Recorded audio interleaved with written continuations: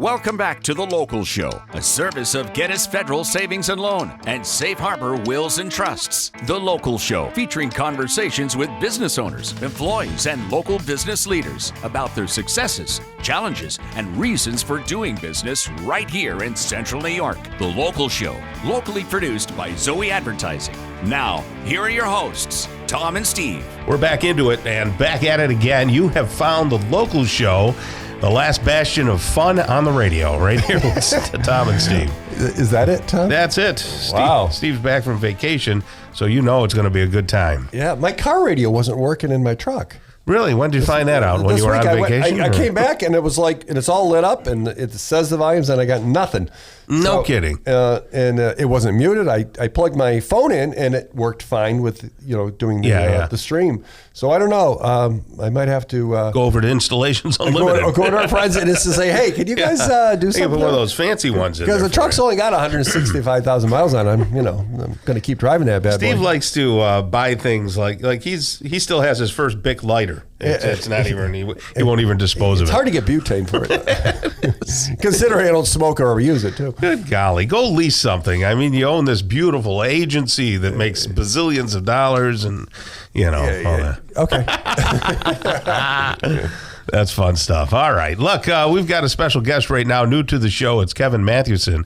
He's the owner and licensed funeral director at Mathewson-Forani Funeral Home. Am I saying Forani right? It's not Forani, right? No, it's Forani. Yeah. Okay. And I'm trying to figure out how we're going to have fun with funeral homes. Well, he is your people, Tom. Well, no, he's not. His wife is. Okay. Yeah. So you're married to one of the Emmys, huh? I am, yes. That gives you fame right there, right? Yeah. Well, a well-known family, right? Oh, absolutely. Around town. Good family. Where'd you come from? Well, I grew up in Newfane, New York, which is out north of Buffalo. North of right Buffalo? Right up on Lake Ontario. Okay. Yeah, but I moved here in 83. Gotcha. Yeah. Yeah, I graduated high school in 82. You're right. So, yeah, that's 83. Wonderful years, weren't they? Oh, absolutely. Back then. And when you first got here, what did you do for a living? Funeral director. Really? Yeah, So for 40 years I've been doing this. Yeah. No kidding. Yeah. So did you have to go to the School of Mortuary Science? I did. I went to Canton College. Okay. And that's a program there? Yes. Now, yeah. I just want to know because we're close to the same age. Yeah. So I'm thinking, did you wake up one day and go, boy, this, people who die and all this, it intrigues me. Yeah. It terrifies him. Let's be honest. Right. That's just to be clear. His word, he terrifies me. Yeah. And it might have terrified me initially, but my friend's dad had a funeral home back home. Okay. So probably by the time I was 8 or 9 years old, I was hanging around the funeral home and. Right. He was a year behind me in school. So when he graduated, when I graduated, I just went on to work because that's what we did back then. But when he went on to school, his father needed help. So I was happy to help out. And I think that year that I did that, I just decided to go to school myself. So. Interesting. Yeah. And how many years is it a 4-year degree program? Well, it was 2 at the time that I did it. Okay. And there are schools that will still do 2-year programs. Yeah. But the state universities are 4-year now, so you have to.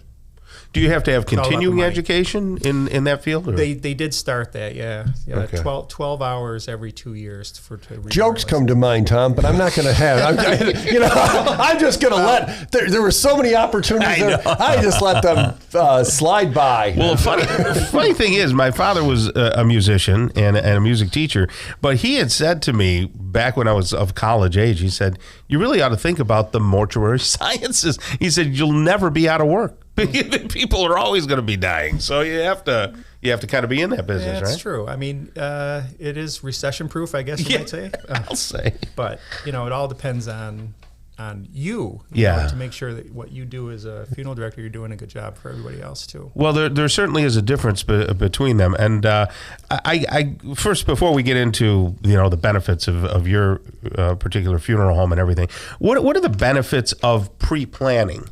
A lot of people talk about this pre-planning. You do that at your place? Okay. Yeah. No, it's been done forever. But I think you're basically taking a price of a funeral and locking in the price of that funeral today, at today's price. So even 20 years down the road, no more out-of-pocket expense to you. the interest does accrue in the account, but that just offsets the price increases. Yeah. Right, and that's actually in Medicaid, Tom. That's a spend down, a liable spend down can be set aside. So the estate, it's pre-taxed and things. So there's advantages from John Murphy at Safe Harbor. Right. From that standpoint, there's some great advantages there too. Absolutely, yeah. That's fantastic. Yeah. I think it's important because a lot of people get caught off guard because you just never know, and then wow, we don't have enough money to cover it. What is the average cost of a funeral these days?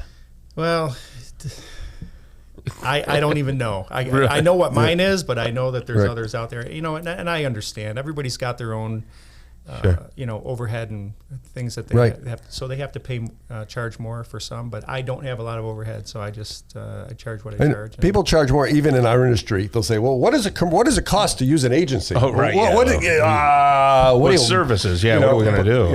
Exactly. It depends on what's being done. Well, I mean, a proper funeral home.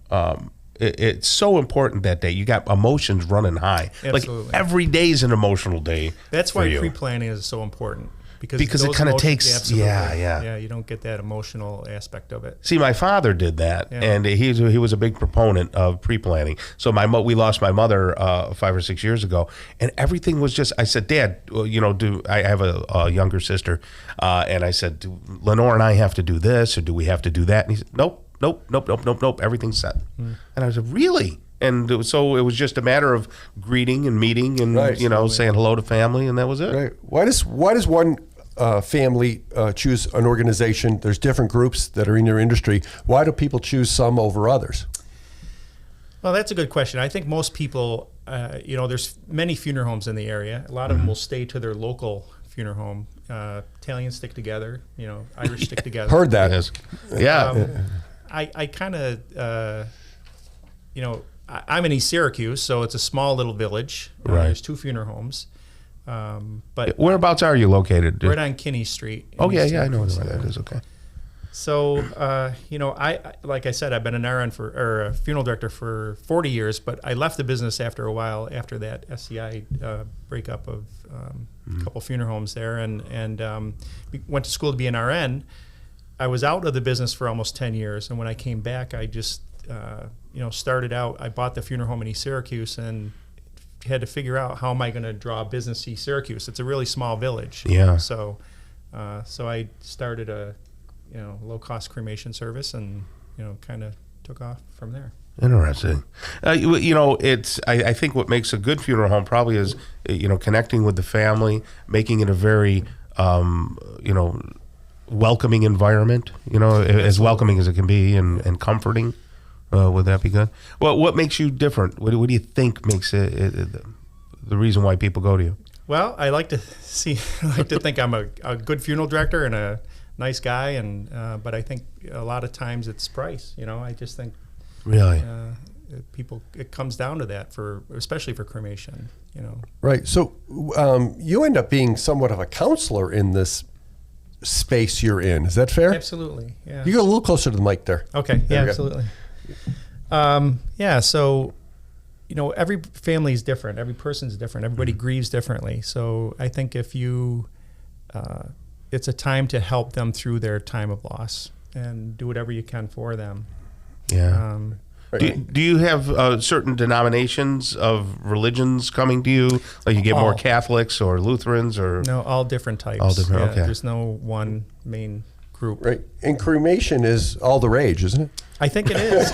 My dad says that. I don't want to be cremated, but Why is that? I don't want to either, to be honest with you. But it's everyone's personal choice. And I just think, it's a totally different generation of people. And, the tradition is really by the wayside, I think. And I think more people are looking for cremation because of cost. Cost, of course. The green thing, too. Nobody wants to take up land to be buried, and so it's everything's changing. That's not my reason, Tom. Yeah. Though I would take up more space than the average person, right, Tom? Right. Yeah, yes, you would. Yeah, my father said, I'm going to be cremated. You can put me in your garden and the pumpkins will grow better. That's what he said to me. Literally. Yeah. But my dad's a jokester. So, hey, thank you so much, Kevin. It's great great to meet you, man. Yeah, it really is. Kevin Mathewson right there, owner and licensed funeral director at Mathewson-Forani Funeral Home. And check them out at Matthews. It's Mathewson-Forani.com. Yeah, Mathewson-Forani.com. And maybe you want to think about that pre-planning, because that is a great gift to have. Absolutely. All right. Coming up next, we're going to talk with Joe Convertino Jr. He is the owner of CH Insurance, Steve, and we'll have him on the show next on the local show, 570 WSYR and 106.9 FM. Stick around.